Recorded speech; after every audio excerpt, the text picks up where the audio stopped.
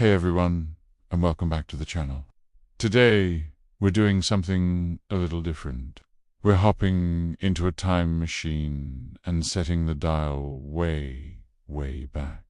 Forget the Romans. Forget the ancient Greeks. Forget even the Great Pyramids of Giza. We're going to the year 30 to 35 BC. So, what was the world like over 5,000 years ago? It's a time so distant, it feels almost mythical. But this wasn't an age of myths. It was an age of incredible, world-changing innovation. This is the dawn of what we call civilizations. Let's travel first to the fertile lands of Mesopotamia, the land between the rivers, the Tigris and the Euphrates, in modern-day Iraq. Picture this. No massive cities yet, but bustling towns are growing rapidly. Places like Uruk are on the verge of becoming the world's first true metropolis. What's driving this explosion? Agriculture is becoming more sophisticated. Farmers are digging irrigation canals, mastering the flow of the rivers to water their fields of barley and wheat. This means more food, which means more people. It's a simple equation that's about to change everything. And with more people living together, you get new problems. How do you keep track of who owns which plot of land? How do you record how much grain is stored in the temple granary? The answer they came up with was revolutionary writing. Around this exact time, the Sumerians were developing one of the earliest known writing systems, proto-cuneiform. It wasn't about writing epic poems or love letters just yet. It started as a practical tool for bookkeeping. Priests and scribes would use a sharp reed called a stylus to press wedge-shaped marks into wet-clayed tablets. These symbols might represent a sheep, a jar of oil, or a quantity of grain. It was accounting, plain and simple. But from these humble beginnings, the ability to record information, to transmit knowledge across time and space, was born. This is arguably one of the most important inventions in all of human history, and we're standing right at its birthplace. Now, let's journey southwest, across the desert to another great river valley, the Nile. Here in Egypt, a similar story is unfolding, but with its own unique flavor. The land is divided into two kingdoms, Upper Egypt in the south, a long ribbon of civilization along the Nile, and Lower Egypt in the north, where the river fans out into a vast, fertile delta. Like the Sumerians, the ancient Egyptians are also developing their own system of writing, early hieroglyphs. You've all seen them, beautiful, intricate symbols of birds, reeds, and human figures. While they look very different from cuneiform, they served a similar purpose initially, recording names, events, and ownership. We find these early hieroglyphs on pottery and small ivory tags, often detailing goods for trade or labeling the tombs of early rulers. Politically, Egypt is on the brink of a massive change. The regional leaders, the chieftains of these early towns, are growing in power. They're competing, trading, and sometimes fighting with each other. Within a couple of hundred years, from 30 to 35 BC, a legendary figure, possibly a king named Narmer or Medes, will unite Upper and Lower Egypt into a single, powerful kingdom. This unification will kickstart the 3,000-year-long dynastic history of ancient Egypt, an empire that would give us the pyramids, the pharaohs, and a legacy that fascinates us to this day.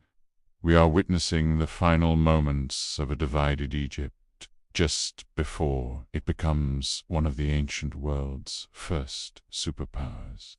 But Mesopotamia and Egypt weren't the only places where things were happening. Let's head north and west into Europe. The Europe of 30 to 35 BC is a very different place. This is the Neolithic, or New Stone Age. There are no great cities or written languages here. Life is organized around small farming villages and tribal communities. But don't mistake that for being primitive. Incredible things are happening here, too. Across Western Europe, from Britain and Ireland to France and Spain, people are building colossal stone structures known as megaliths. Think of Stonehenge, although the main stone circle we know today is still a few centuries in the future. But its earlier phases and countless other stone circles, burial chambers called dolmens, and long rows of standing stones are being constructed right now. Imagine the level of social organization required to move stones weighing many tons, sometimes over great distances, without wheels or advanced machinery. This wasn't the work of a single person. It required entire communities to cooperate. These monuments were likely centers for ceremony, for astronomical observation, or for honoring the ancestors. They show us that even without writing, these people had complex beliefs, a deep understanding of their environment, and a powerful sense of community. While the scribes in Uruk were counting grain, the people of Neolithic Europe were mapping the stars with stone. Let's check in on one more part of the world, the Indus Valley in what is now Pakistan and India. Much like in Egypt and Mesopotamia, a great civilization is beginning to stir here as well. The early phases of settlements like Harappa are taking shape. People are living in well-organized villages, farming wheat and barley, and domesticating cattle. They are also creating beautiful, distinctive pottery and small, intricate terracotta figurines. What's fascinating about the Indus Valley civilization is that when it fully blossoms a few centuries later, its cities will be masterpieces of urban planning, with grid-like streets and sophisticated water and sewage systems. The seeds of that incredible future are being sown right now, in 30 to 35 BC, as villages grow and trade networks begin to connect them across the region. So, let's pull back and look at the big picture of our world in 30 to 35 BC. It's a planet on the cusp of a great transformation.